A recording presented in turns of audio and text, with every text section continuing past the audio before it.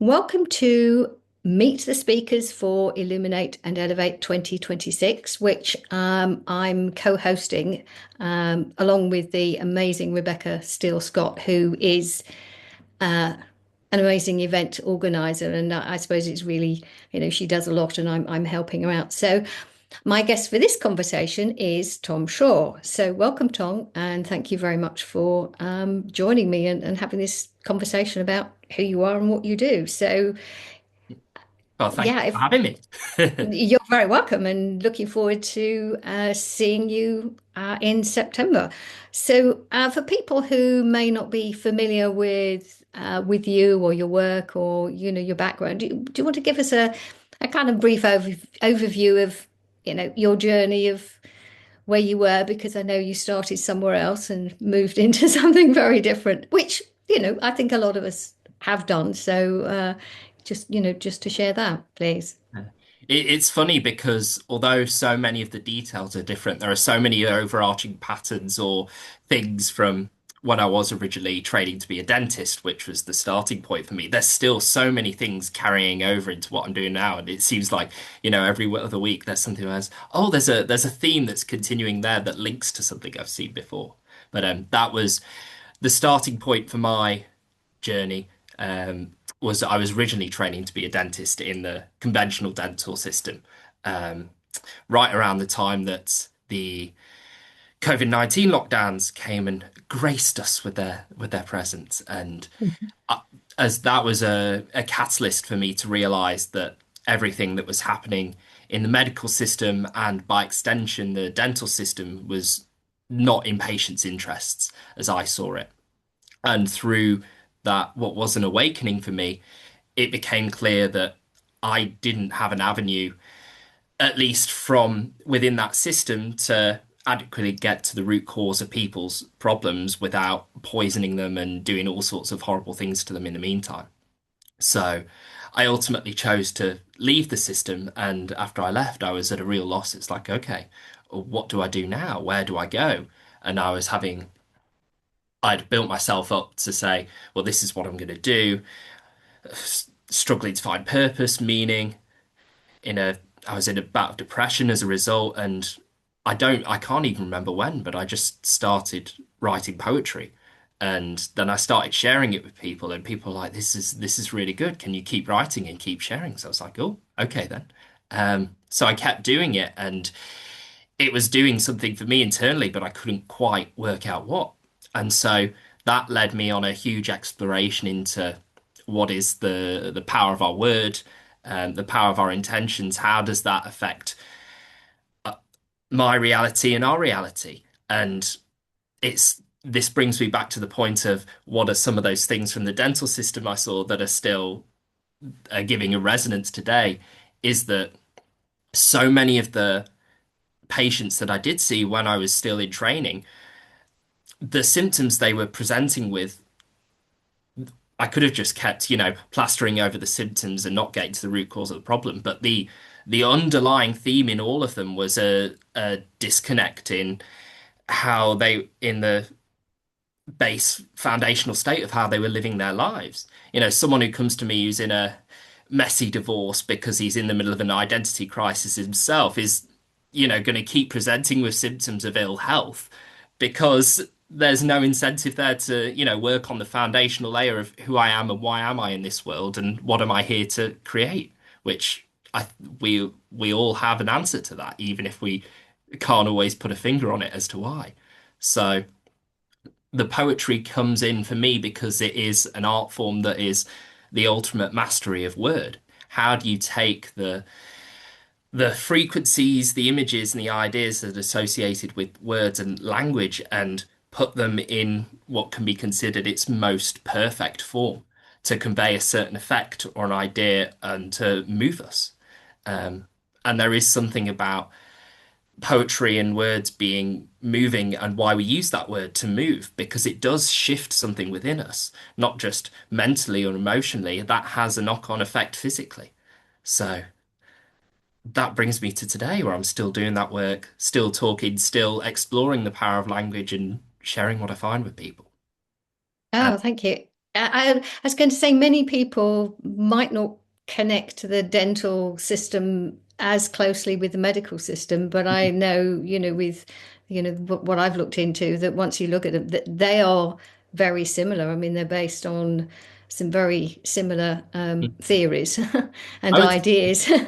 exactly, and if anything, I found that the at least how the dental schools currently teach dentistry, that it is even more mechanical and more devoid of soul and spirit than some of the stuff that goes on in the medical industry. It's all about the purely mechanics and not about underlying energetics or biochemistry or just the whole holistic picture. There's tiny little bits and pieces here and there, but it's the fact that it's so disconnected still from what happens with the rest of the body.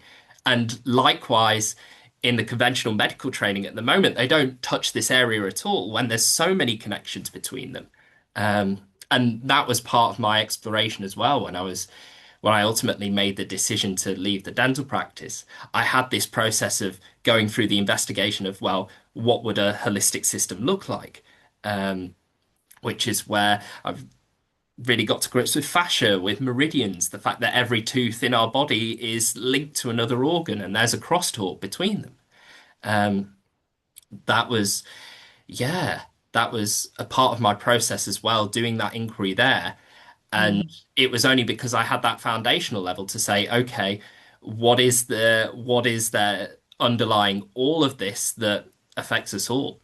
And it was in that process that I had this appreciation of the spiritual, the mental, the emotional, the physical, in a way, is all one. mm, There's different ways of accessing different parts, but they are all interlinked. And so that, mm. yeah. I was going to say again with music, with poetry is connected to music, and music is Hmm. connected to frequency, and frequency. It's just Hmm. once you start looking at all these different, seemingly different areas, they're all interconnected, and Hmm. everything is uh, similar. There are, as you say, similar themes running through everything, and it's when things are compartmentalized. Yeah. I think a really big click for me was Vader Austin and Masaru Emoto's work on thoughts and intentions changing the structure of water. Because for me, that just pulled everything together. It was like, well, of course it is. That's words ha and ideas having a direct impact on physical reality. Um, yeah. It was the Yes, that's a big thing. That's a big thing of people thinking that, their words and thoughts. Did you ever come across The Biology of Belief by Bruce Lipton? Yes, I still have it saved and I haven't dived into it fully, but Oh, yes. oh, On okay. the You'll radar. you'll find that interesting too. Yes, I mean I came across that pretty early on in my Mhm, research, probably I don't know, nearly 20 years ago, I think. So, again, how this reality, as it were, is not the way we've been taught. It's not mhm, mechanical. Well, it's not mechanistic and deterministic. It's mhm, very, very different, and everything is interconnected. mhm. So, yeah. So, I mean, we're all still on our journey. Do you feel that poetry is still your main love, and you'll keep to that, or are you exploring other For me, aspects? it is a modality, but for me it brings in so many other areas in it.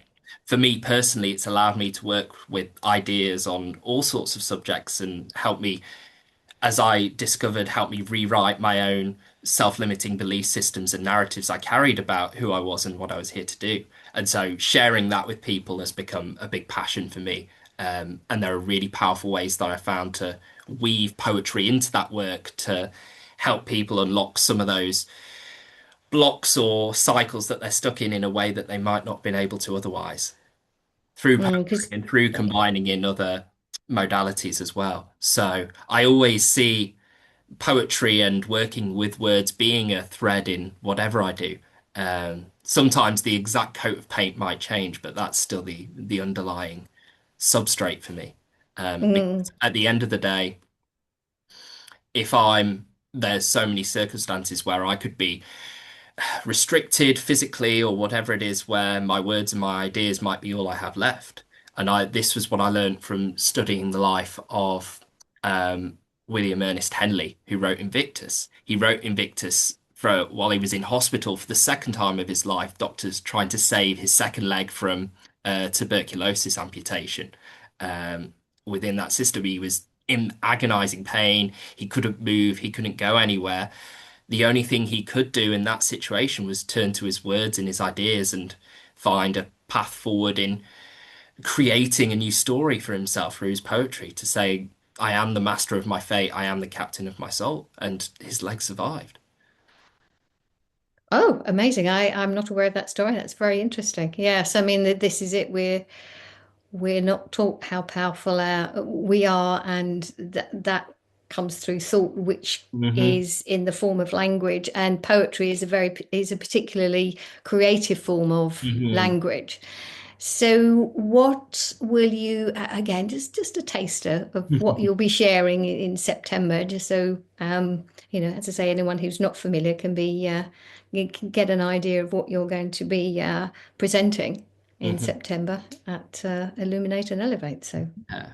So really, it'll be a uh, almost a smorgasbord of the different ways and means by which language can affect our reality in all sorts of different forms. I'll touch a little bit on, for example, Vader Austin's work in there. I'll go more into the life of Henley, stories from my own experience, stories from others, and sort of weave together this tapestry to give anyone listening with different styles of learning and different ideas and different ways they move through the world of, okay, where can I be more conscious of the language I'm using and how does that affect what's happening around me? And there'll be a healthy dose of poetry throughout as well. So it's going to be. oh, excellent. Yeah. So, in terms of the our words and our language being creative, I mean, in many ways, it's a question of unlearning how we use language in an unhelpful way. That's what I Mhm. find, Mhm. because we all get trapped. I mean, I'm not treading too far on what you want to, what you're going to be talking about, but there are overlaps with the presentations I've given, and certainly with Mhm. the one I gave last year at the Illuminate and Elevate was talking about the power of words and the creativity, Mhm. and unlearning our like you're saying, limiting beliefs that limit us Mhm. in our life, and how we express ourselves. The typical, Mhm. like, I can't, I Yeah. should, I have to. Yeah. Those are the restrictive ones, the main restrictive ones. So it's learning Mhm. how to remove those. So do you share tools on how people can spot the limiting language? Yeah, there's a whole Excellent. portion of the presentation that goes into different examples of limiting Excellent. language, and I'll run through some examples of what that might look like outside of that, which will be just suggestions. And, if it works Mm. for people, great. If it doesn't work for people, that's fine. But it's still an invitation to be conscious of when I use those ideas. I'm of the, I've come to the point where I believe there's certain words that do limit us and that speak to, something where we're looking at ourselves in a diminished state, where I'm seeing myself not for who I truly am. And there's still a place for the intention to be the most powerful thing that strikes through. I think the intention plus the right words is a winning Mm. combination. Um, you, there might be a way of getting by with imperfect language, and I think in a ways all of us might have those instances of imperfect language throughout the lives, which is where the intention comes in. However, life becomes, I think, so much easier, and some of the impacts can be so much more profound when we have that right tool set of words that aren't limiting us to carry that intention through to its fullest. So I'll talk about that in the presentation as well, and what I see that dynamic as being. Yeah. And as you say, we are all different, so we have Mhm. different ways that we use language. And as you say, it doesn't have to be the kind of, oh, I've got to use the perfect language, because then again, that's restricting, Yes, restricting and that ourselves. exactly. Yeah, that creates a whole other, self-limiting path that opens up there as well. So That yeah. we trap ourselves in that, oh, I've done it wrong again, Yeah. and that all of that language of, wrong and all that stuff. So yeah, and at the same time, it's I am, in my view, it's the awareness. Hmm. When we just when people just talk without being aware of what they're saying, um, that's not necessarily helpful. And even if we don't use perfect language, or if we're still using, as you say, imperfect language, if we're aware and then Mhm. we can recognize, oh, I've used that phrase, that word. Mhm. Yes, I mean, as you can tell, I find this fascinating as well because it's just how creative we are Mhm. and we can be. And it's wonderful that you're going to be sharing that and helping people. I think it's helping people empower themselves because it's Mhm. not that we do. I mean, again, you must have found that when you're with your training, how people hold on to labels. That's one of the other Mhm. things, Mhm. of with their conditions, and things Mhm. like that. And they're just patterns and habits. So Exactly. Yeah, that's and it's interesting that I caught onto this with those labels. You stick a Latin term on that just describes, whatever someone's experiencing, and suddenly they're like, oh, it's a diagnosis or whatever it is, and it shifts something, and it is a case of how much the power of words can impact us. Perhaps, not the ideal way to be impacted by them. That is just that shift creates something, but it is a showcase for me and an example of that's exactly how it can happen. So what happens, as you're saying, when we're then empowered to choose the right words for us and be the creators of our own story, of our own narrative, which in turn is the reality we choose to show up in and live in. yes, and it's knowing that we have choices and responsibility. Hmm. So, Hmm. it is a big shift in, how we can go forward from Hmm. the seeming mess that the world seems to be in at the moment and what we can do about it and how we can come together, which is one of the main reasons for creating an in-person event, Hmm. because in-person events are so much more powerful, when you've got the chance to speak to other people and 100%. share experiences. And this is something I've noticed even just from the poetry world, that the way poetry at least lands with me and moves me when I hear it in person and live rather than just on a page or even through a screen, it is completely different. And it's because it is a full body experience. There's the whole range of frequencies that come through that doesn't exist in a digital format, or if I'm just taking it from a page and translating it into my own voice. Um, the from a page into voice can be powerful, but there's something even more powerful, I think, about hearing it in a live environment. Yes, with the speaker's Hmm. intonation and Hmm. their energy with it behind it. One final question before we just sort of wrap this up, because this is just a little taster. Nope. Lovely. Um, I'm just curious whether you had a love of poetry I mean, when you were young, because you are obviously still young. What I mean is when you were a child, at school, was there any uh, draw to poetry? There was to a degree. I remember it wasn't immediate. I remember maybe early teens always being, writing stories and creating worlds within my head and all of this. And when it came to poetry, at least in terms of English classes in the school I was in, was probably my strongest subjects in English. I think which is funny because English was actually the weakest out of all of my grades in that school system. But the poetry was the only section I ever got full marks for essays and exams on, because something about how the words were composed there just clicked with me.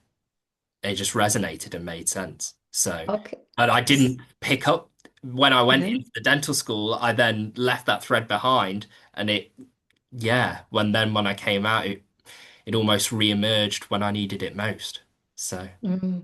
yeah. That's interesting. As I say, I did wonder. And again, with your command of words and language, that's interesting that English wasn't your strongest point. Yeah. So it's strange how these things play Yeah. out. But I'm not surprised to hear that there was a something with poetry at some point that then became dormant and hmm I wonder if brought it's, out again. yeah, I suspect it could just be something to do with the way that the English was taught.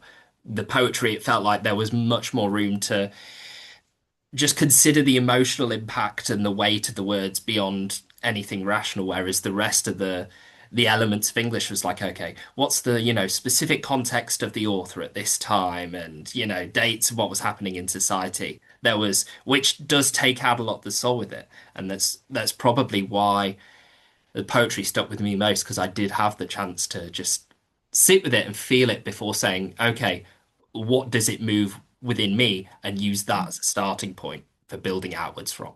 Mm. I think there's something to that.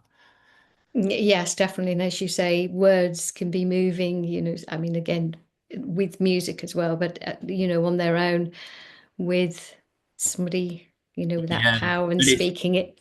And you bring up music because I love music as well. And Ah, I've always I've experimented with being in bands and writing songs there. That's fun as well. Part of me just likes the challenge of seeing, okay, what can I do when I don't have the music to me? What can I do with just words? It's a creative constraint I mm, set myself because it forces me to do things that I wouldn't do otherwise and create something which I think is more meaningful and impactful.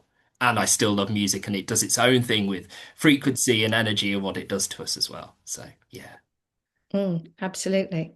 So thank you very much. This has been really interesting, say a really interesting conversation and a great teaser for September. So for anyone who is still hasn't bought their tickets and would like to come along to Herringham Hall on Friday, the 11th of September, there will be links in wherever the videos will be posted, there'll be links to find out more information, details of the speakers, and where to buy tickets. So thank you very much, Tom, and I look forward to seeing you in September. Thank you, Dawn. I look forward to seeing you there as well.